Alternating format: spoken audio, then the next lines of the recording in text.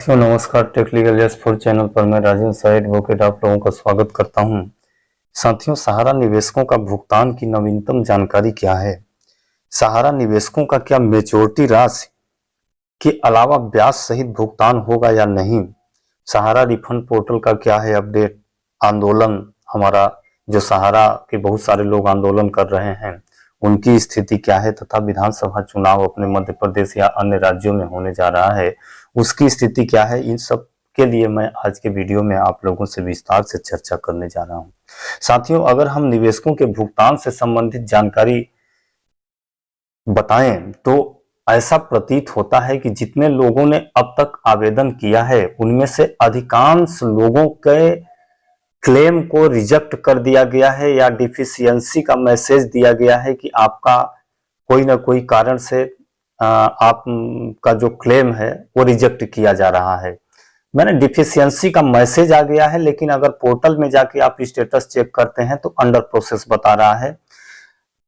इससे साफ जाहिर होता है कि निवेशकों का भुगतान होना संभव नहीं है। हाँ, थोड़ा बहुत कुछ लोगों का भुगतान हुआ है, संभवतः 10 से 15% निवेशकों का भुगतान हुआ है। उनके खाते में 10-10 हजार रुपए डिपॉजिट हुए हैं। अगर उनके मान लीजिए 10, 15, 20 बॉन्ड हैं तो 20 बॉन्ड के भी सिर्फ 10 हजार रुपए भी उनके खाते में जमा हुए हैं, और ये जमा होने का तादाद लगभग 10 से 15% है। बाकी लोगों का लगभग 85% लोगों का डिफिशियंसी का मैसेज आ रहा है। लेकिन संतोषजनक बात यह है कि पोर्टल पर अभी भी अंडर प्रोसेस बताया जा रहा है। अब दूसरी बात सबसे महत्वपूर्ण यह है कि क्या सहारा निवेशकों के का मैच्योरिटी के साथ भुगतान होगा या मैच्योरिटी के बाद जो समय बीत गया है उसके ब्याज का भुगतान होगा या नहीं होगा। इस संबंध में मैं आप लोगों से स्पष्ट कहना चाहता हूं कि सरकार की मंशा जो है वो मैच्योरिटी राशि का भुगतान करने का नहीं है। अगर मैच्योरिटी राशि की भुगतान करने के लिए होता तो निश्चित रूप से क्लेम आवेदन में मैच्योरिटी राशि का ऑप्शन दिया गया होता। क्लेम आवेदन में मैच्योरिटी राशि का ऑप्शन नहीं है कि आपका कितना मैच्योरिटी राशि सहारा के द्वारा देना बताया गया था। इसका कहीं जिक्र न होने के कारण ऐसा प्रतीत होता है कि सरकार के द्वारा मैच्योरिटी राशि जो सहारा निर्धारित की है उसको नहीं दिया जाएगा। हाँ, चालू खाता का जो बैंक रेट है शायद उसके हिसाब से अगर भुगतान हो जाए तो बहुत बड़ी बात है, लेकिन वह भी भुगतान होने की स्थिति नहीं दिखाई दे रही है। आज की स्थिति में अगर हम देखें तो सरकार चाह रही है कि किसी भी तरह से निवेशकों का जो मूल राशि है, मूल राशि का भुगतान हो जाए।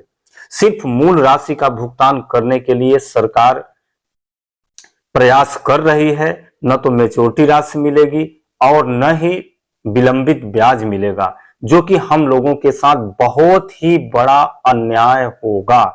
इसके अलावा साथियों, सहारा रिफंड पोर्टल सही चल रहा है। सहारा रिफंड पोर्टल में अब तक लगभग 1.5 करोड़ लोगों ने अपना क्लेम कर दिया है, लेकिन 1.5 करोड़ लोगों में से मुश्किल से 2-3 लाख लोगों को ही पैसा अभी तक खाते में आ पाया है। बाकी लोगों का डिफिशियंसी का मैसेज आ रहा है।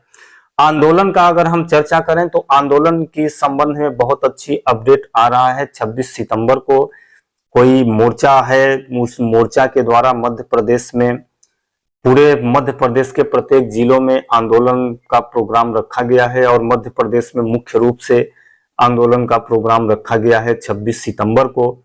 लेकिन यह आंदोलन जो आज होने जा रहा है, यह आंदोलन अगर आज के महीना या 15 दिन पहले हुआ होता और 4 राज्यों में जहां जहां विधानसभा चुनाव है उन राज्यों के राजधानियों में हुआ होता तो आज की स्थिति कुछ और होती। शायद सरकार हम निवेशकों का भुगतान दिलाने के लिए प्रयास तो नहीं, लेकिन नोटिफिकेशन जारी कर सकती थी, आदेश जारी कर सकती थी, या वादा कर सकती थी कि आप हमें जिताएं या हमारे सरकार को पुनः आप सरकार बनाएं। आगामी जीत के बाद हम निवेशकों के एक एक पैसे का भुगतान करेंगे, ब्याज सहित भुगतान करेंगे।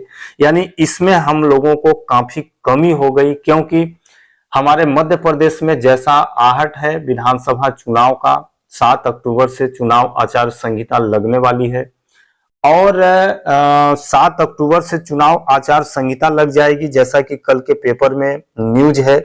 7 अक्टूबर से आचार संहिता, 29 नवंबर को होगा मतदान।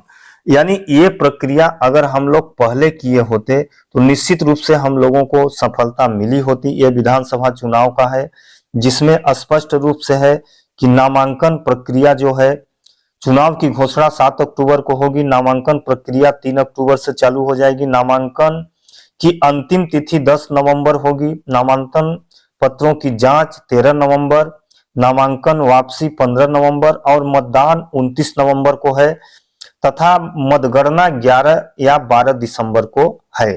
यानी कि 12 या 11 दिसंबर को मतगणना हो जाएगा, 29 नवंबर को चुनाव है, 7 अक्टूबर को चुनाव आचार संहिता लागू हो जाएगी।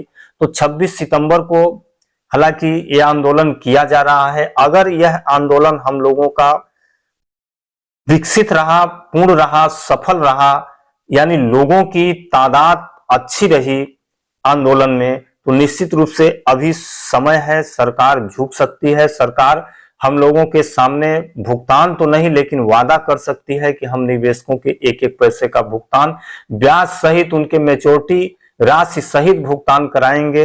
लेकिन अगर हमारा आंदोलन असफल रहा तो फिर हमें विधानसभा चुनाव में या विधानसभा चुनाव तक निवेशकों के भुगतान की संभावना प्रतीत नहीं होगी। फिर हमें लोकसभा चुनाव का इंतजार करना होगा। लोकसभा चुनाव में अगर हम एकजुट होकर, संगठित होकर बड़े स्तर पर अगर आंदोलन करने में सक्षम रहें तो निश्चित है कि चुनाव के पहले सरकार हम निवेशकों के भुगतान दिलाने के लिए वचनबद्ध हो जाएगी, वादा करेगी और शायद हम लोगों का निवेश का भुगतान प्राप्त हो जाए।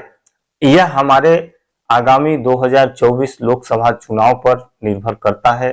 साथियों, आज का ताजा अपडेट यही था। इन अपडेट्स के बारे में मैं आप लोगों से रूबरू हुआ हूं। कृपया वीडियो अच्छी लगी हो तो वीडियो को लाइक करें, शेयर करें, चैनल पर नए हो तो चैनल सब्सक्राइब करें।